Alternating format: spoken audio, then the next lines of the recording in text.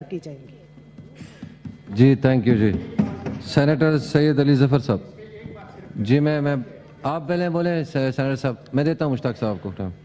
जी शुक्रिया जनाब चेयरमैन साहब। आज आपने देखा कि हमने वॉकआउट किया और प्रोटेस्ट किया, और मुझे उम्मीद थी कि जो हमारी मुख्तलिफ पॉलिटिकल पार्टीज़ के सेनेटर्स हैं इस अवान में वो इसको ज्वाइन करेंगे, क्योंकि ये बात हम करना चाह रहे थे प्रिजनर्स ऑफ कॉन्शियंस की। ये सियासी जो इंतकाम लिया जा रहा है, 9 महीने हो गए हमारी 4 पीटीआई की जो अरकान मेंबर्स हैं उनको किसी किस्म की जस्टिस के बग़ैर, किसी किस्म की ट्रायल के बग़ैर उनको जेलों में रखा गया है। वो एक केस से निकलते हैं बाहर तो उनको दूसरे केस में, जेल से अभी दरवाजे से बाहर नहीं निकलते तो उनको अरेस्ट कर लिया जाता है, और ये सीक्वेंस चल रहा है। अदालतें जो हैं वो नाकाम हैं उनको बाहर निकालने में।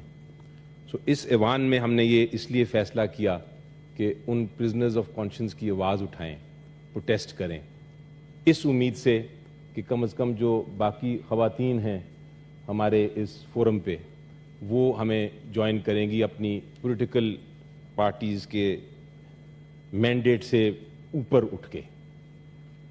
लेकिन मैं शुक्रिया अदा करता हूँ कामरान मुर्तज़ा साहब का कि उन्होंने तो बड़ा वाज़ेह तौर पे अपनी जमात का एक मौक़िफ़ पेश कर दिया। ये जो हो रहा है इस वक्त हमारी 4 ख़वातीन के साथ, ये कल को किसी के साथ भी हो सकता है। ये आज जो हमारे साथ है कल दूसरों के साथ भी हो सकता है। ये चीज़ हमें भूल जाती है। हम सोचते हैं कि शायद पॉलिटिकल इंतकाम लेने के लिए, आवाज़ किसी की बंद करने के लिए हम उनको जेल में रखेंगे तो हमारा तो कोई नुकसान नहीं हो रहा, वो किसी और का हो रहा है, हम चुप रहें। ये इस तरह नेशंस जो हैं जो तरक्की नहीं करते। मेरी नज़र में आज ये जो टोकन वॉकआउट किया है ये एक जमहूरियत का हिस्सा है। हमने ये पैगाम दिया है और हम ये उम्मीद रखते हैं, फिर से उम्मीद रखते हैं कि इस जो प्रोटेस्ट है इसमें बाकी सब लोग भी शिरकत करेंगे। मैं इसके साथ एक और चीज़ भी कहना चाहता था जिसका मुझे बड़ा अफसोस हुआ।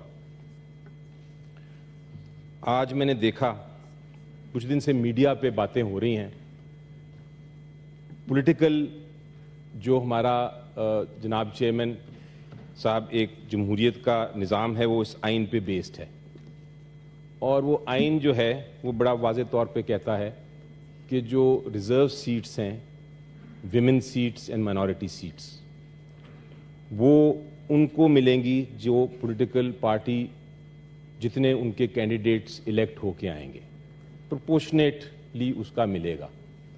अगर एक केपीके में फॉर इंस्टेंस अगर 90% एक जमात के या उससे ज़्यादा कैंडिडेट्स हैं तो उसको 90% रिज़र्व सीट्स मिलेंगी, किसी और का हक नहीं है। ये आइन बड़ा वाज़ेह तौर पे कहता है।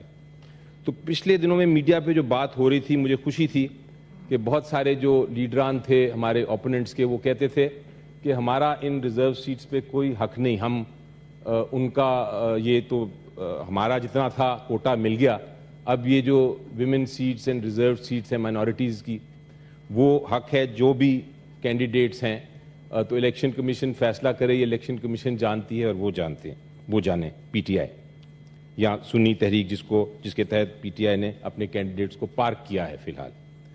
लेकिन आज मैंने देखा कि इलेक्शन कमीशन ऑफ पाकिस्तान के सामने प्रोसीडिंग्स चली और वहाँ जो जमातें थीं, पीपल्स पार्टी भी और पीएमएलएन भी, वो आके क्लेम कर रहे थे कि ये सीटें हमें मिलनी चाहिए।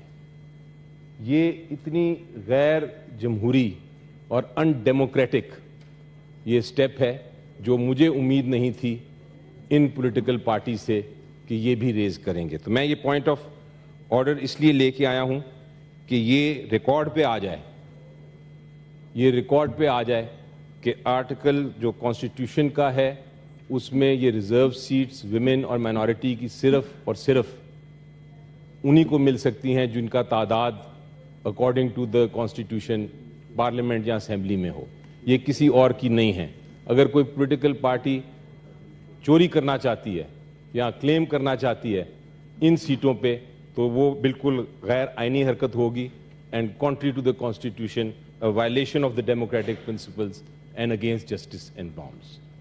تو تھینک یو جناب چیئرمین، یہ میں دو چیزیں جو تھیں ریکارڈ جی سینیٹر روبینہ خالد